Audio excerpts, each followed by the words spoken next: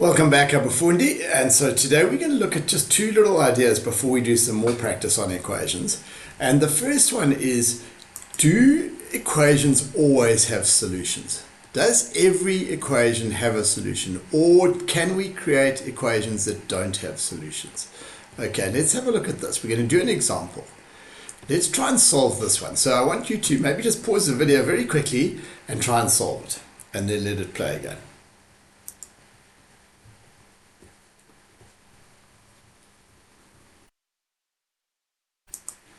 Okay, so let's take a look. Let's take out the brackets. So 3x plus 2, and on the right hand side rather, we need to distribute that in. So 3 times x and 3 times 1.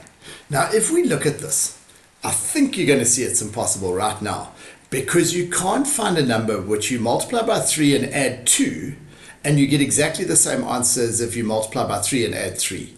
Okay, let's say you're not saying that.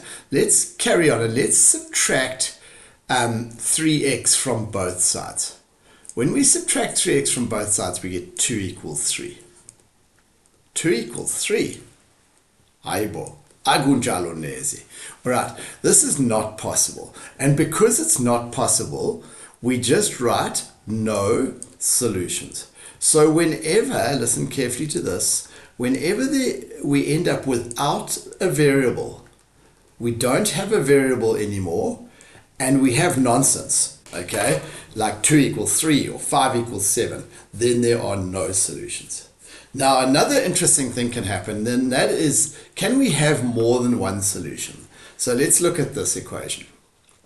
2 brackets x plus 2 plus x, let's try and solve this. When we multiply this left-hand side out, we distribute the 2 in, we get 2x plus 4, and on plus x, and on the right-hand side, we got 3x plus 4. So if we just simplify the left-hand side, it's actually 3x plus 4, and it's the right-hand side's 3x plus 4. So now we are looking for a number that when we multiply 3 and add 4, we get the same as if we multiply 3 and add 4. Every number, any number would work.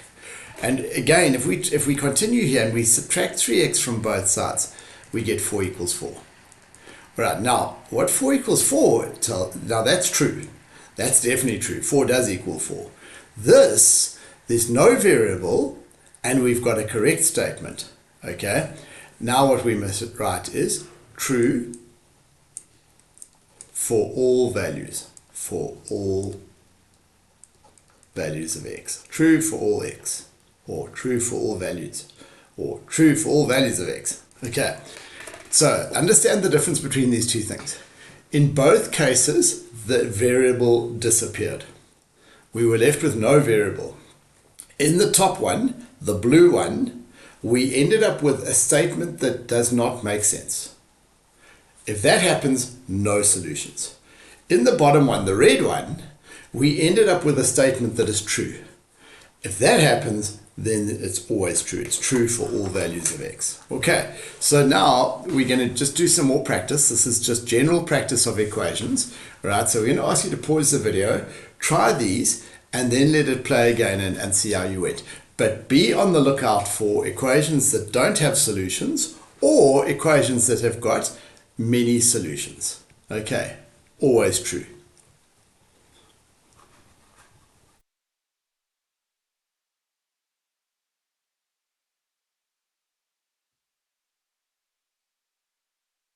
Okay, so this first one, let's add 1 to both sides. 7x equals 14. Let's divide both sides by 7, x equals 2. Easy. We can check it, and it's correct. This one, let's get rid of this plus 5. How are we going to get rid of a plus 5? We're going to subtract 5. From which side? From both sides. 19 minus 5 is 14.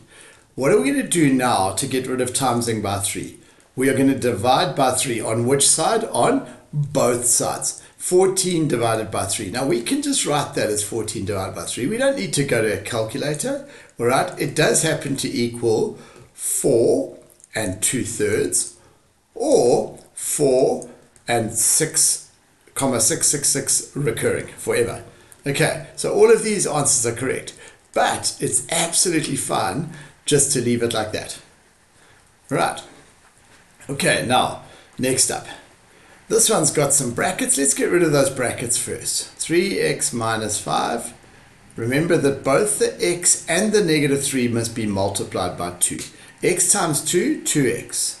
Negative 3 times 2, negative 6. Plus x. Now let's take a look at what we've got. On the right-hand side, sorry, on the left-hand side we've got 3x minus 5. And on the right-hand side we've got 3x minus 6. We're going to subtract 3x from both sides and we get minus 5 equals minus 6. Is that possible? Aha. Sorry, minus 5 equals minus 6. Is that possible? No. No solutions. Don't leave it out. Don't stop. Because if you stop, then your teacher doesn't know that you know that there are no solutions. Your teacher might think you don't know what to do next. No solutions. Right, let's see what we're going to do here. And as always, singaketa, we can choose. We can subtract 3 from both sides. Right? In fact, I'm going to show you 2 ways of doing this question. We're going to do it first with the black pen where we subtract 3 from both sides. 2x plus 5. If we subtract 3 from both sides, we get that. Now, we could and there's another choice. We could multiply this 2 into the bracket, or we could divide both sides by 2 at this stage. And if we divide both sides by 2, we get 15. And now the last thing we need to do is subtract 5 from both sides, and we get x equals 10. Sorry. X equals 10. Okay, let's check it. 10 plus 5 is 15. 15 times 2 is 30. 30 plus 3 is 33. It's definitely correct. Okay, we could have done this question very differently. And I want to show you you're going to get exactly the same answer as long as you don't break any rules of mathematics. Let's share this 5 into this bracket. Which number must be multiplied by the 2? The x or the 5? Yeah, that's right, both of them. Okay, 2x plus 10 plus 3 equals 33. And I'm hoping I've squashed that in there almost. Let's just try and... Sorry, guys.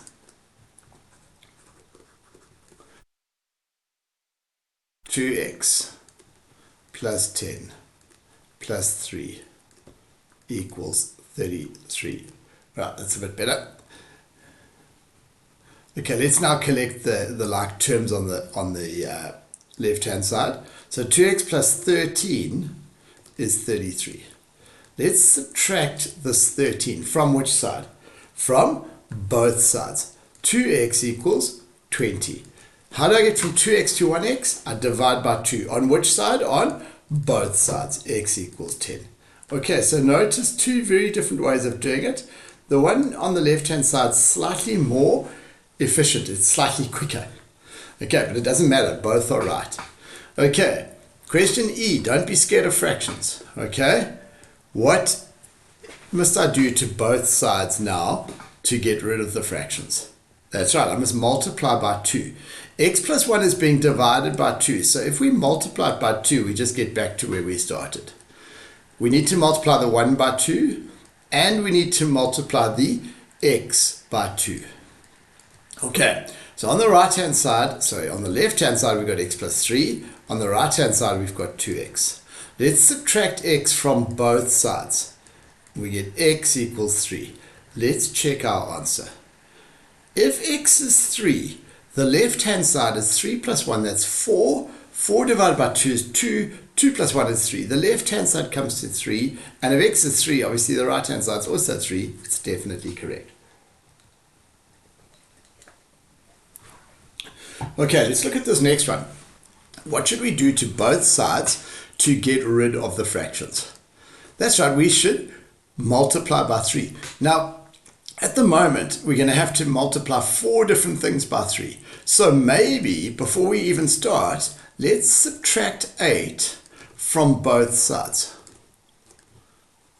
Okay, now That's absolutely fine to do that. We've subtracted the same amount from both sides. Our scale is still balanced. Okay, now we don't want this fraction. Let's multiply both sides by 3. X is going to be 2x times 3 is 6x. 20 times 3 is 60. Okay, we don't want x's on both sides. We can choose now. We could subtract 6x from both sides, all right, or we could subtract x from both sides. If we subtract x from both sides, we will be left with 5x minus 60 on the right hand side. What will we be left with over here if we subtract an x? 0. Okay, now I don't want this minus 60 here. Let's add 60 to both sides. I don't want x to be multiplied by 5. How do I undo multiplying by 5? I divide by 5. On which side? On both sides. Does it make sense? It always makes sense. Okay, now let's check our answer. If x is 12, what's 12 divided by 3? It's 4. What's 4 plus 8? It's 12. The left-hand side will be 12 if x is 12. The right-hand side, what's 2 times 12? 24. 24 minus 12, 12. The right-hand side is also 12. Halala, it's correct. See, nobile. We have nailed it. We've crushed it. Okay, right. There are more. There are more to try. Okay, pause the video, try these, and then let it play and go over them again.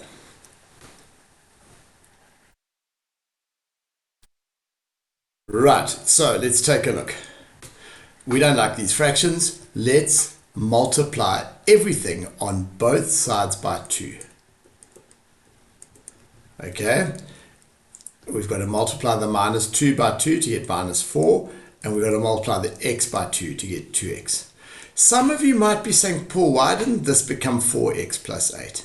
It didn't become 4x plus 8 because it was already being divided by 2. I want to just show you what we're doing here. We're multiplying by 2 over 1. And that multiplying by 2 cancels out, okay? I don't really like to use the word cancel out. I like to use the word divides out, all right? And we just left with the 2x plus 4, which is what we've got there. Okay, right, so now let's see. This is looking better, isn't it? Yeah, no fractions. Let's collect the like terms on both sides. So what we've got now, we've got 2x equals 2x. We want a number that when we multiply it by 2, we get the same answer as if we multiply it by 2. X could be anything. If x is 3, both sides come to 6. If x is 10, both sides come to 20. Right. If we subtract 2x from both sides, we get a true statement. Right. This is true for all values. Okay. Right. H. Okay. We don't want these 4x's here. Let's subtract 4x from both sides. Okay, we're going to get 4 equals 2x plus 12. Let's subtract 12 from both sides. We're going to get negative 8 equals 2x. Let's divide both sides by 2. Negative number divided by positive number is negative. 8 divided by 2 is 4. Let's check this, okay, because now we got a negative answer. If x is negative 4, the left-hand side, 4 times negative 4 is negative 16. Negative 16 plus 4, the left-hand side actually comes to negative 12. If x is negative 4, 6 lots of negative 4 is negative 24. Negative 24 plus 12, negative 12. This is right. It's the only number that will make this work. Okay, right. If you haven't tried, pause and try. Otherwise, let it play and let's see how we've gone here. Right, first thing, let's get rid of these brackets. 3 into x plus 2, 3x plus 6 equals 4 minus. Now we've got negative 5 times x, negative 5x. Now don't forget our integers. Negative 5 times negative 2, positive 10. And negative times a negative is positive 10. Okay, let's collect our like terms. On the left hand side, we've got 3x plus 6 On the right-hand side, we got 14 minus 5x. Let's add 5x to both sides. We get 8x here. We don't want this plus 6 here. What should I do? I should subtract 6. From which side? From both sides. If I subtract 6 from 14, I get 8. Now, x is being multiplied by 8. All right, I don't want that. I want to get rid of multiplying by 8. So I'm going to divide by 8. On which side? On both sides. And I get 1x equals 1, or just x equals 1. Let's check that. If x equals 1, the left-hand side comes to 1 plus 2 is 3, times 3 is 9. The right-hand side comes to 4 minus 5 lots of, now 1 minus 2 is negative 1. Now what's negative 5 times negative 1? It's positive 5. So this becomes 4 plus 5. What's 4 plus 5? 4 plus 5 is 9. The left-hand side equals the right-hand side, and we are correct. Okay, this one over here. What could we do to both sides here? We could add 3x to both sides. Now, on the left-hand side, we've got negative 2x. So if we add 3x, we actually just left with 1x. Plus 4 equals 2. And now the last thing we're going to do is we're going to subtract 4 from both sides, and we get x equals negative 2. Let's check this answer, and the reason I'm keen to check this answer, it's going to help us practice our integer work. What is negative 2 times negative 2?